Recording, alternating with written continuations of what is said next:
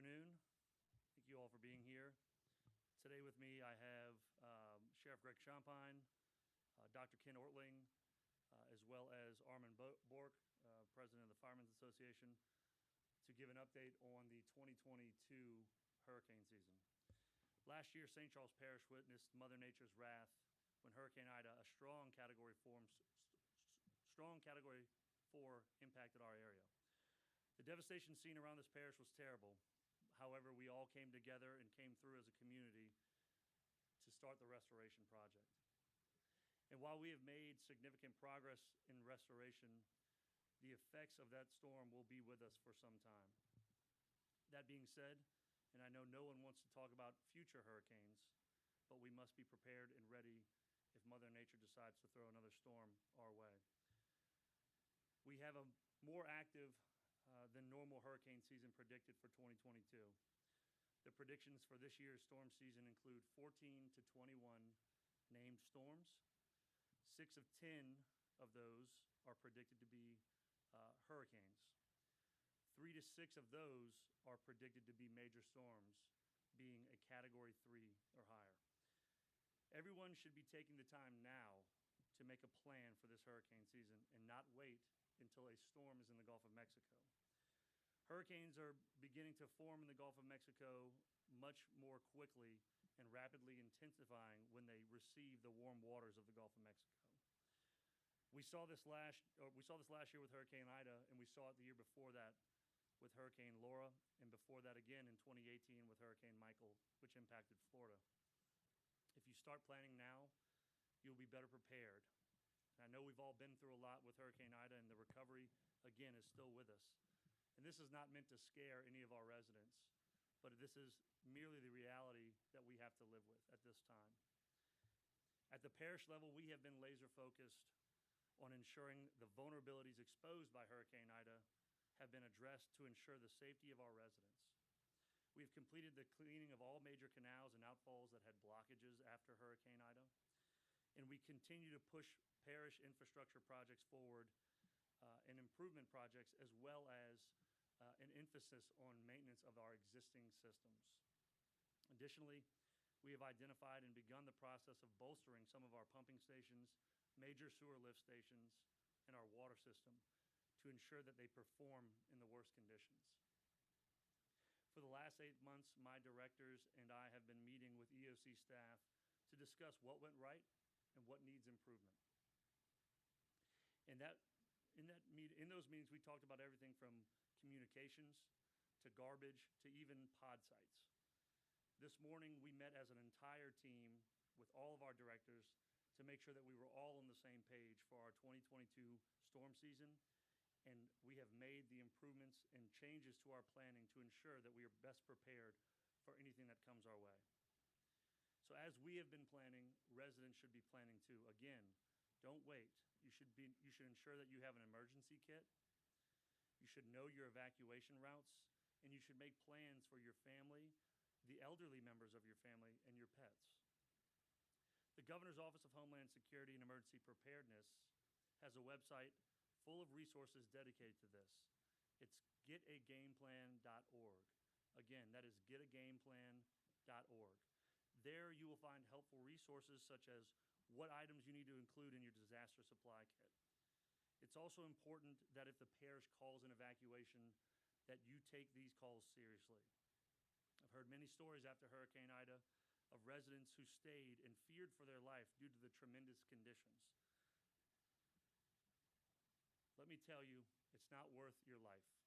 And thank God no one was killed during that storm. Almost everyone I spoke to that stayed for Hurricane Ida has said they wish they wouldn't have stayed and that they will never stay again if an evacuation is called. So again, please heed the warning of an evacuation if one is called. These decisions are not made lightly. Those are decisions that are made with all of the people who are standing up here in this room. And when we make that call, we are doing so to try to protect as many lives as possible. If you do not evacuate, the first 72 hours is on you. You should be prepared to be without essential services such as electricity, water, sewer for 3 days or more.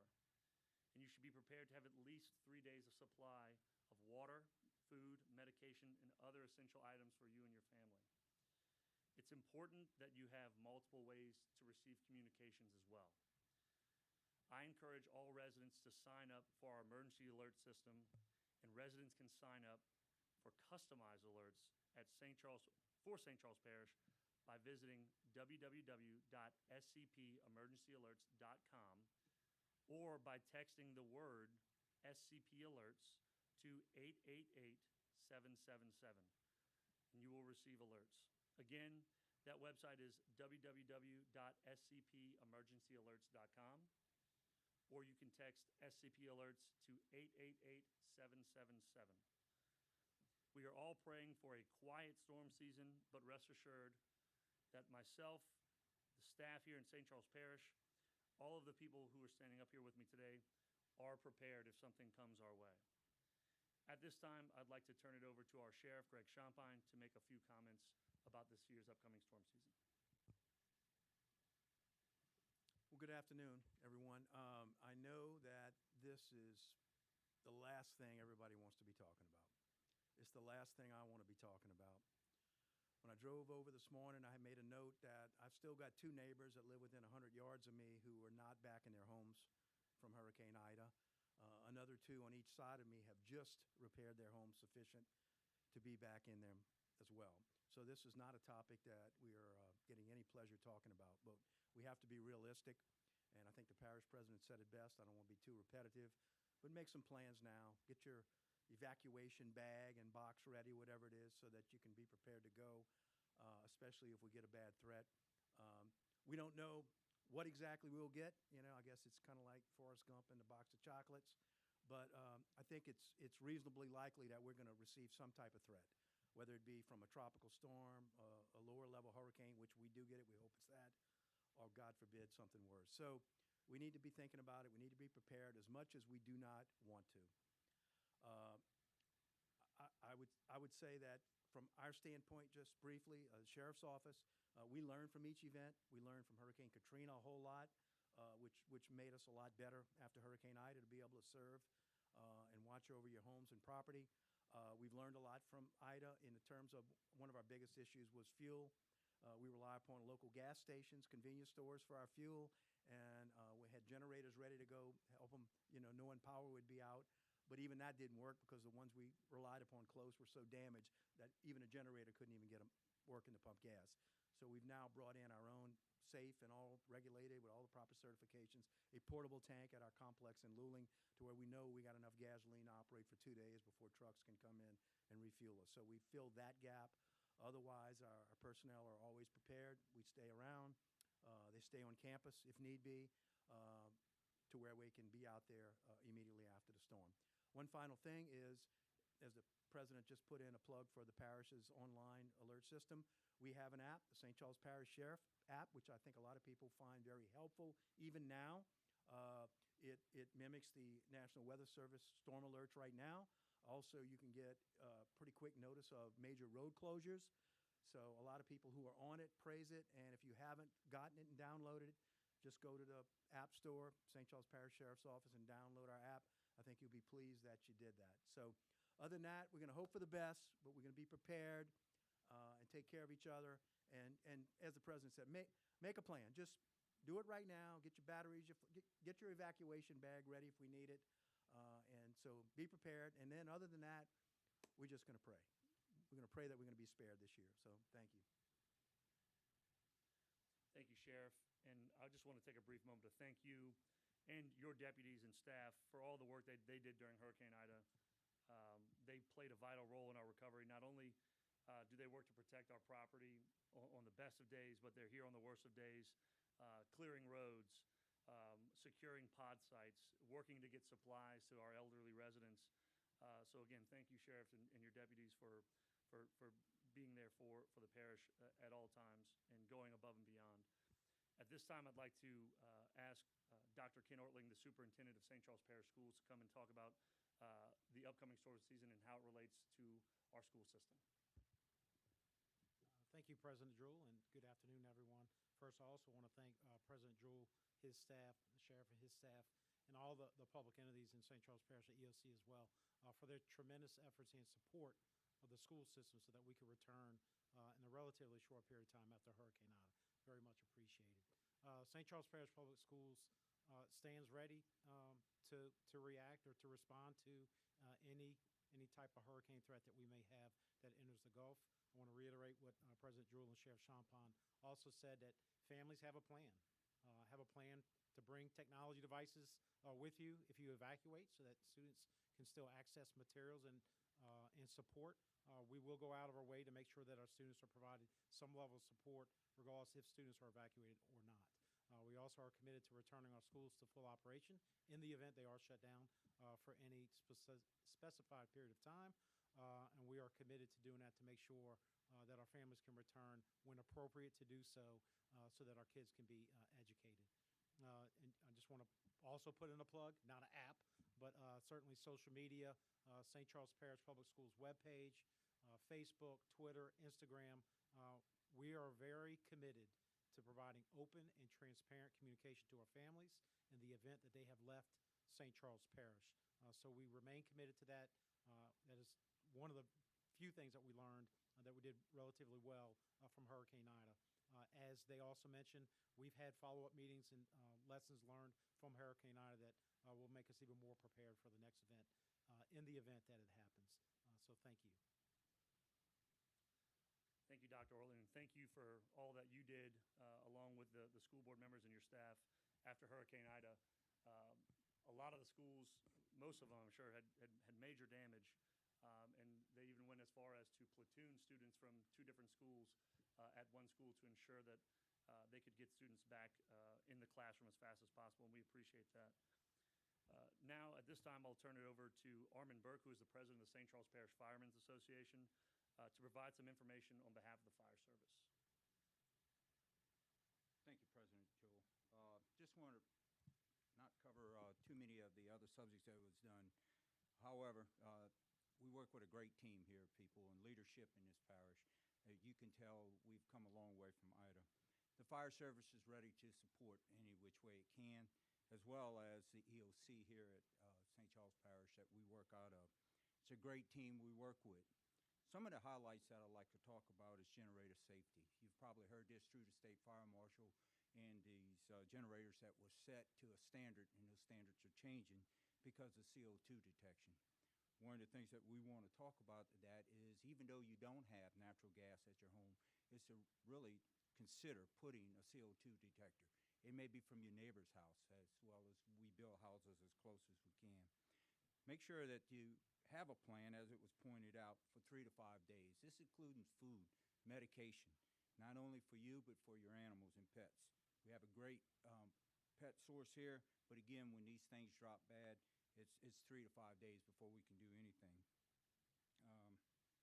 We've learned a lot from the past, and we're ready to go forward. Again, the St. Charles Parish Fire Service is always ready to assist in search and rescue, whatever it takes.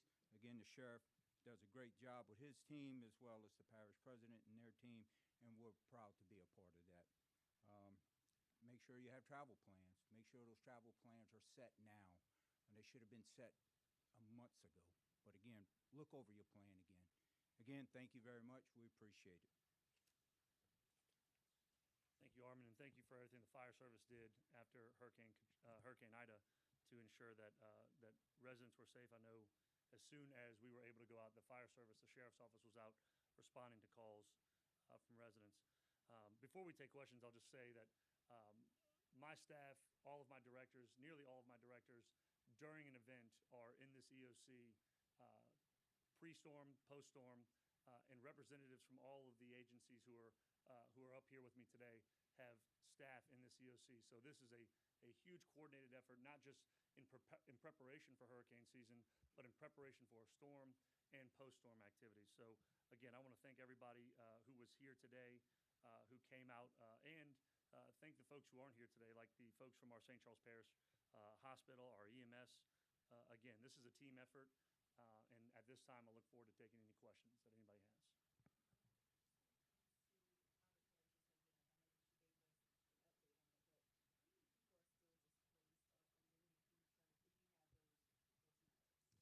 Yeah, so we know that there are over 600 travel trailers that have been put out either by the state or by FEMA.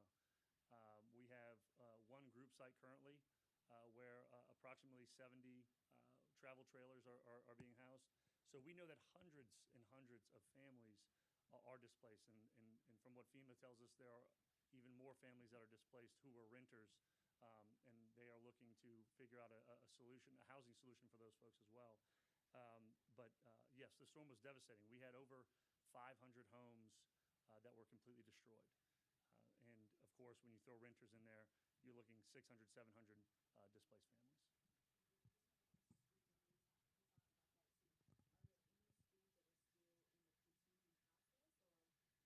No, ma'am. They've all returned. Several of our buildings still have some permanent repairs that are still left to be done. However, all of our schools are fully functional, sealed. So there's some long-term projects, but all the students are attending school every day.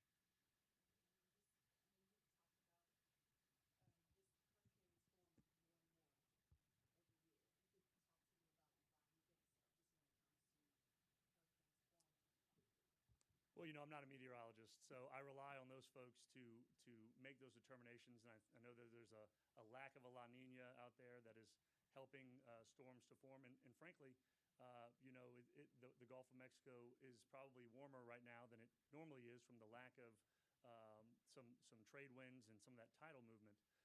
But all I know is what we're seeing is that some of these storms, when they're getting into the Gulf of Mexico, they're hitting that rapid intensification.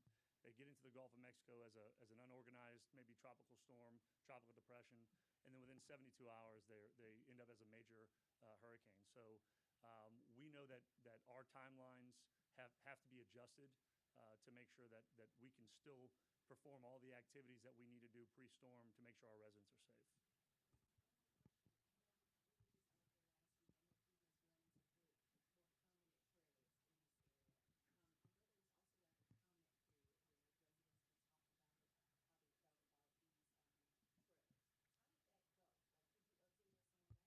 So FEMA put out a public comment period on what they call a draft environmental assessment for various properties. I am not privy to what is said in those comments to that FEMA link. Residents have reached out to me and talked to me about what they believe for these various group sites. I know they've reached out to council members as well. Any group site that's going to move forward in St. Charles Parish that is outside of an R1AM, which is a mobile home designation zoning, will have to receive what we call a special use permit. That means that site will have to go through not only the Planning Commission to make sure it's in line with all of our requirements. I'm sorry, my Planning and Zoning Office. It will then have to go to the Planning Commission, which is a public meeting, and then finally it will have to go in front of the St. Charles Parish Council for a final determination, whether that is overturning what the Planning Commission says or upholding what the Planning Commission says. But that final determination on a special use project is with the St. Charles Parish Council. Well, we already talked about displaced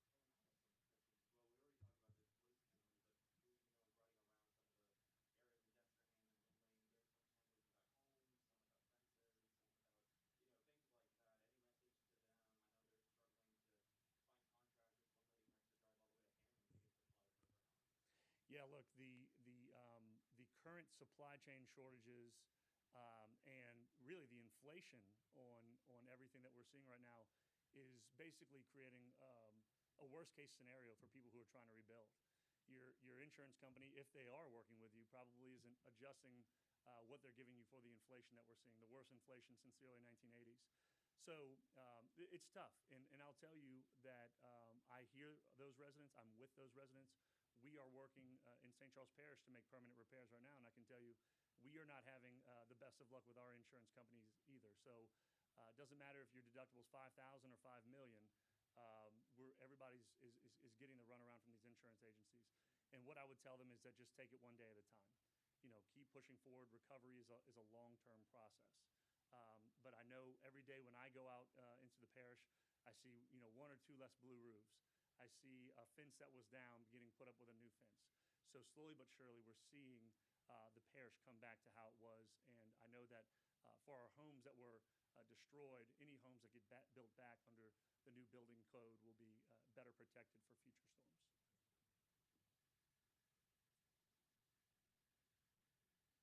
All right.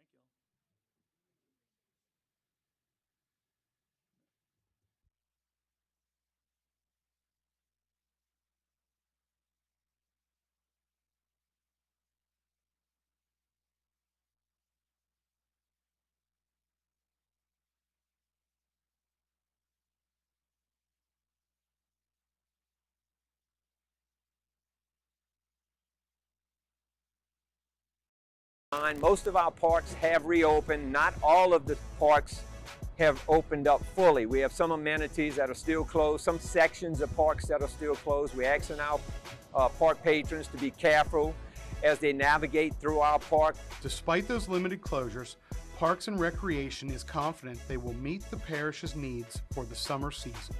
We will still conduct our baseball and softball and t-ball season this year, starting May 3rd. Both East Bank and West Bank have fields open that we were able to facilitate our middle school program for this year, and also have our team start to practice. So that's been a big win.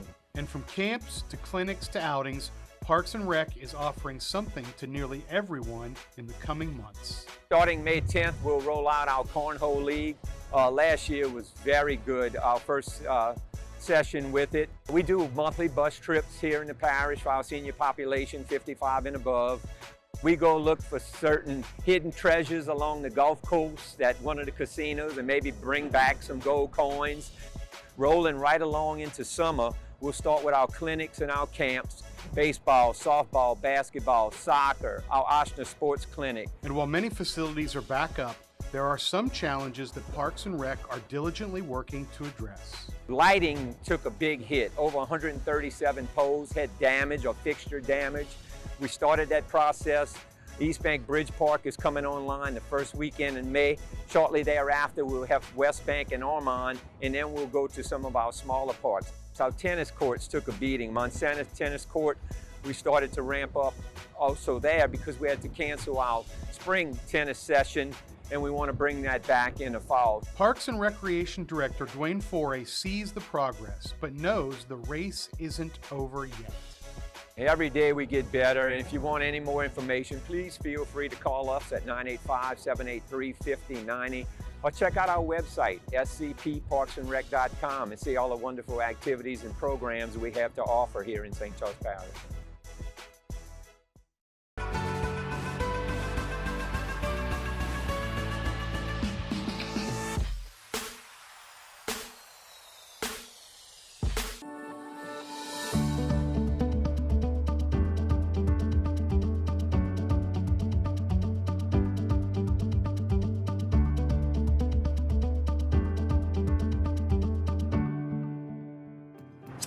And with the snip of the scissors, a much anticipated facility is open in St. Charles Parish.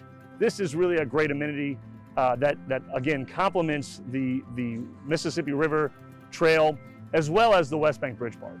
The West Bank Trailhead project has been years in the making. Councilwoman Mary Cluley was instrumental in the project and is overjoyed with the final product.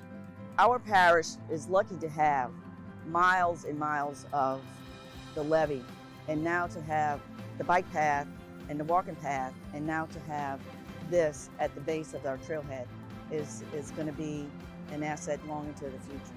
District 1's Lysandra Derensburg-Gordon and residents are also feeling the joy of seeing this project come to fruition. It's beautiful.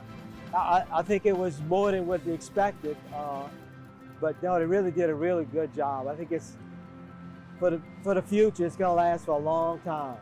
I've imagined this location being utilized for a bathroom for many years, and to see it all come to light it's just a overwhelming satisfaction. It's great. I mean, you know, I don't know what else to say about it. I really appreciate what the parish did, and I'm finally glad to see it all come to light. While it truly is a great recreational complex, many agree that safety was a driving factor in getting the West Bank Trailhead completed. Many people have been crossing the road who access the levee for biking and walking, to use the restroom or to park across the street, which is a dangerous situation. To come down off the levee and have to cross River Road morning or in the evening, the traffic's horrendous. So to have a bathroom right there, you're more likely to use that one than try to cross the street. The amount of traffic that passes here is immense, and the safety that having a restroom on this side provides is beyond measure.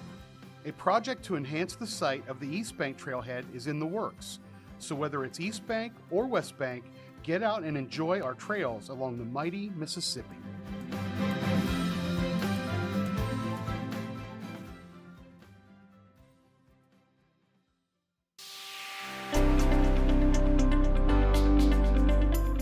There are over 400 civil service employees who work to serve St. Charles Parish. This year, 100 of those civil servants were honored at the 40th Annual Civil Service Awards and Training Program. The staff plays such a vital role in serving this community. I feel it's very important to recognize the staff for their contributions and their years of service. They are public servants. That's a very difficult job. Employees from every department were acknowledged for their commitment to not only their job, but to our community in a year filled with challenges. Regardless of those challenges, regardless of all those things you faced, you showed up every day for work. We kept St. Charles Parish government operating, and we kept our government working for the people, and that deserves a big round of applause for all of you guys. One of those civil servants is Sheila Toney, who was recognized for 40 years of service. I'm a person that likes to help people, so I'm here to provide service to our residents of St. Charles Parish, and it gives me a great honor to help our residents. She brings a tremendous amount of history, information, knowledge, dedication, understands the entire spectrum of what we do in the Department of Community Services. And whether it was attendance or years of service, this select group gives St. Charles Parish a lot to be proud of. People draw a tremendous amount of satisfaction from the work that they do because they have the ability to do what they love to do. They live and they love this parish, that they stay committed to it. The event wrapped up with the award for Employee of the Year. Wastewater's Roland Bro took home the 2021 award. And with employees like these, the Parish of Plenty is in good hands for years to come.